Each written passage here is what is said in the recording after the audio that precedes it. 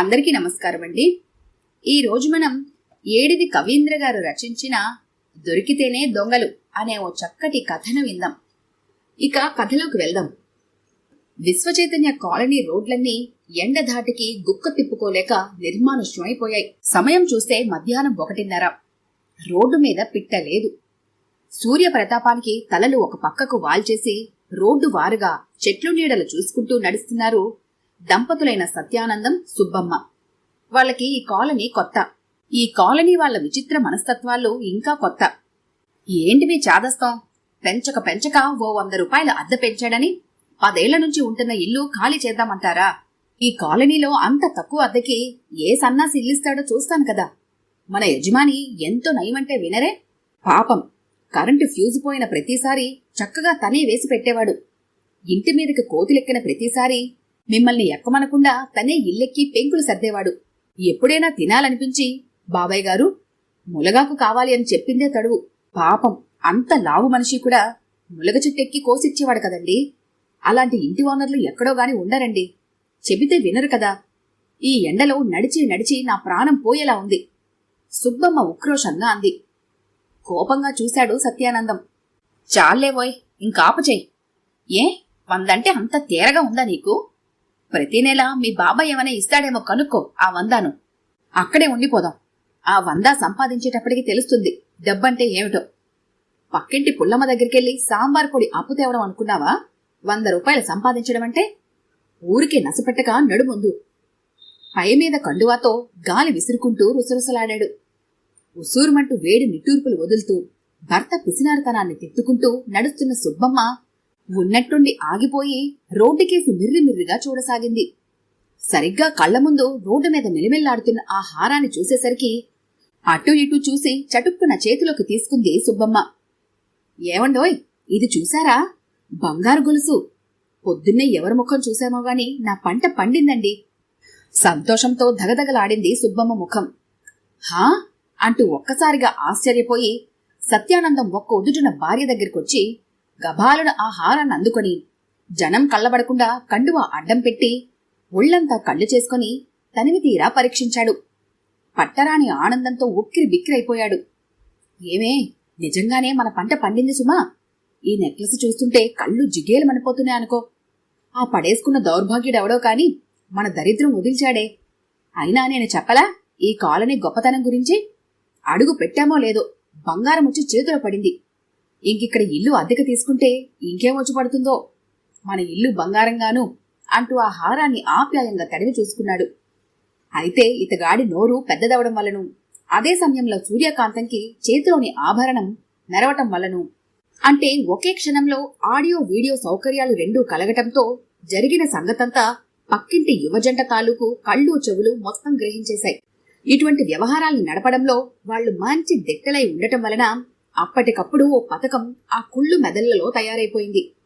అంతే, మరుక్షణమ ఇద్దరు వడివడిగా పరిగెత్తుకుంటూ వచ్చి ఈ సత్యానందం సుబ్బమ్మల దగ్గరికి చేరిపోయారు. వస్తూనే ఆ భర్తగారు తన భార్యకేసి చూసి, వాణి, ఆయన చేతిలో ఉన్న నెక్లెస్ చూడు. అచ్చంగా పోయిన మంగళవారం నాడు కనిపించకుండా పోయిన మన నెక్లెస్ లా ఉంది కదూ అన్నాడు ఎంతో నాటకీయంగా, మరింత ఉద్వేగంగాను. పాపం సత్యానందం సుబ్బమ్మ ఒక్కసారిగా గతుక్కుమన్నారు. గట్టిగా కౌగిలించుకుంది అనుకున్న స్వర్ణలక్ష్మి ఉన్నట్టుండి ఇలా విదిల్చి పారేస్తుందని వాళ్ళెలా అనుకోగలరు? ఇంతలో రాణి గొంతు సవరించుకుంది. ఎక్కడలేని ఆనందాన్ని సెకండ్ల మీద ముఖం మీదకు తెచ్చుకొని, మన నెక్లెస్ లా అంటారేమిటండి? సాక్షాత్తు మన నెక్లెస్సే. ఆ మామిడి పిందిరి డిజైన్ చూడండి. ఆ మోడల్ కోసం మనం ఎన్ని షాపులు తిరిగామో జ్ఞాపకం ఉందా? 100 కాసుల నెక్లెస్ అని అరిచి మరీ అమ్మాడు కదండి ఆ షాపతను. అదృష్టం ఉంటే అడవిలో పడ్డా దొరుకుతుంది అంటారు. మనం అదృష్టవంతులం కాబట్టి ఈ పుణ్య దంపతుల ద్వారా మన సరుకు మన చేతికొచ్చి చేరింది. నయం, రేడియో టీవీలో ప్రకటనలు ఇద్దామనుకున్నాం కూడాను. ఆ డబ్బు కూడా మిగిలింది అని ఆగి సత్యానందం కళ్లల్లోకి చూస్తూ, అన్నయ్య గారు, మీకు కృతజ్ఞతలు ఏ విధంగా చెప్పుకోవాలనేది కూడా మాకు తెలియటం లేదండి. అందుకు మాత్రం మీరు మన్నించాలి. మా తృప్తి కోసం కనీసం టీ అయినా తీసుకుని వెళ్ళాలి మీరు. ఇప్పుడు కుదరదంటే మటుకు కుదరదు. మరి ఆ గొలుసిలా ఇస్తారా? ఎంతో నేర్పుగా హావభావాల్ని పండిస్తూ తన చాతుర్యాన్నంతా ఒలకబోసింది రాణి. సత్యానందం దంపతులకి ఏమీ పాలు పోవడం లేదు. అప్పటికి దారినిపోయేవాళ్లు నలుగురు ఆగి బాలచందర్ డబ్బు కొద్దీ ప్రేమ సీరియల్ చూస్తున్నట్టు ఆతృతగా చూస్తున్నారు. చేతికందింది సమర్పించుకోవాలంటేనే సత్యానందానికి ఒళ్లంతా చల్లబడిపోయినట్టు అనిపిస్తోంది. అది తనకు అలవాటు లేదు కూడాను. కాని తప్పెట్టు లేదు. అవతలి వాళ్లు అలాంటి పరిస్థితి కల్పించేశారు. నీరసం నిండిన కళ్లతో సుబ్బమ్మ బేలగా చూస్తోంది. ఇంతలో రాణి వాళ్ల ఇంటికి సరిగ్గా ఎదురుగా ఉన్న ఇంటి తలుపులు భల్లున తెరుచుకోవటము, గుమ్మటంలాగున్న ఆ ఇంటి ఓనరమ్మ కామాక్షమ్మ ఆపసోపాలు పడుతూ తన గుడ్లుగూబ కళ్లను మరింత పెద్దవి చేస్తూ వీళ్ల దగ్గరికి వచ్చేయటం క్షణాల్లో జరిగిపోయాయి. ఆవిడ వస్తూనే సుబ్బమ్మ భుజం మీద చెయ్యేసి మరో చేత్తో చీరచొంగు తీసి కళ్ళు తుడుచుకుంటూ, ఏమ్మా, ఎక్కడ నా గొలుసు? 2 రోజుల నుంచి ఇంట్లోనూ బయట వెతకని క్షణమే లేదు. ఈ మాయదారి బంగారం ఇష్టపడి ఇలా చేయించుకుంటామా అలా మాయమైపోతుంది. 2 రోజుల నుంచి ఏడ్చి ఏడ్చి కళ్ళెలా ఉబ్బిపోయాయో చూడు. సర్లేమ్మా, ఇలాగైనా దొరికింది. ఏది నా గొలుసేది అంటూ దీర్ఘాలు తీసి ఇంటికేసి చూస్తూ, ఏమండోయ్, మన బంగారం దొరికిందండి. దొరకనంతసేపు మీరే గొరుక్కు చచ్చారుగా, ఎక్కడ దిగమారారు అని పోట్లగిత్తలా ఒక పోలికేక వేసింది. ఈ ఊహించని పరిణామానికి మొదటి యువజంట గొంతులో పచ్చి కాకరకాయ అడ్డం పడినట్టయింది. మెదడు పూర్తి స్థాయిలో ముద్దుబారినట్లై ఎలా స్పందించాలో అర్థం కాని పరిస్థితిలో పడ్డారు. ఇక సత్యానందం సుబ్బమ్మల పరిస్థితి మరీ అయోమయం. ఏం జరుగుతుందో తెలియని గందరగోళం వ్యాపించి రాణికేసి, కామాక్షికేసి, రాణి భర్తకేసి మార్చి మార్చి బిత్తర చూపులు చూస్తున్నారు. జన్మ జన్మలకు తరగనంతటి ఓ మహానిధిని కోల్పోతున్నంతటి బాధ ఎఫెక్టు వాళ్ళిద్దరి ముఖాల్లోనూ ప్రతిఫలిస్తోంది. కర్ణుడు తన శరీరంలో భాగమైన కవచకుండలాలను ఒలిచి ఇస్తున్నప్పుడు కూడా ఇంత బాధపడి ఉండడు. ఏమిటే కాము, ఏమంటున్నావు? ఎవరీ జనమంతా? చేతిలో నెక్లెస్ ఏమిటి? కొంపదీసి కొంటున్నావా ఏంటి అంటూ జనాల్ని తోసుకుంటూ ముందుకొచ్చిన ఆ బక్కపలచట టీవీ యాంటెనా లాంటి వ్యక్తిని చూసి అతడి కామాక్షికి స్వయాన మొగుడని అనుకోవటం కష్టమే. ఇదెలా కుదిరింది అంటే, అలా సినిమాల్లో రమణారెడ్డికి సూర్యకాంతానికి కుదరలేదు, అలాగే నమ్మక తప్పదు మరి. ఇలాంటి చెవిటి మొగుడిని కట్టబెట్టినందుకు, దాని వలన ఇవాళ దొరికిన బంగారు గొలుసు చేజిక్కించుకునే అవకాశం లేకపోతున్నందుకు ఆ క్షణాన తల్లిదండ్రుల మీద విపరీతంగా కోపం ముంచుకొచ్చింది కామాక్షమ్మకు. ఏం చేయగలదు? ఆ మాయదారి చెవుడు వల్లే కదా తను ఇందాకటి డైలాగునందుకుని లౌక్యంగా నాటకమాడలేకపోతున్నాడు తన మొగుడు. ఇప్పుడు కొనడమేమిటండి నా బొంద? క్రిందటేడాది మీ బోనస్ రాగానే నా సతాయింపు పడలేక బంగారం కొన్నారు కదూ. వద్దన్నా వినకుండా ఆ కంసాలి కోటిలింగానికిచ్చారు కదండి. మహానుభావుడేమో అయిన 5 కాసులకి ఏకంగా కాసు బంగారం గుడుక్కుమనిపించి ఈ దిక్కుమాలని హారాన్ని మీ మొహాన్నేసుకొట్టాడు. వినపడుతోందా? మీ చెవుడు సంతకెల్లా అరవలేక చస్తున్నాను కదండి మీతో అంటూ ముక్కు బర్రున చేది తన ఉక్రోషాన్నంత వెళ్లగక్కి పైట కొంగుకు తుడిచింది. ప్రేమ ఎక్కువే కాబోలు ఆప్యాయంగా సుబ్బమ్మ బుగ్గల్లో పొడిచింది. ఏమ్మా, సమయానికి నువ్వు రాబట్టి సరిపోయింది కాని ఏ ముదనష్టపుతో చూసుంటే నా నెక్లెస్ జాకెట్లో వేసుకుని పోయేది తల్లి. 10 కాలాలకే నీ కళ్ళు చల్లగుండా ఇలాగియ్యమ్మా. యుగాలైనట్టుంది నా నెక్లెస్ ను చూసి. శాపనార్థాలు దీవెనలు కలగలిపిన బ్రహ్మాస్త్రాన్ని సంధించి సుబ్బమ్మను చక్రబంధంలో పడేసింది కామాక్షమ్మ తన లౌక్యమంతా ఉపయోగించి. రాణి మాటల కంటే మరింత బలంగా తగిలినట్లున్నాయి కామాక్షమ్మ మాటలు.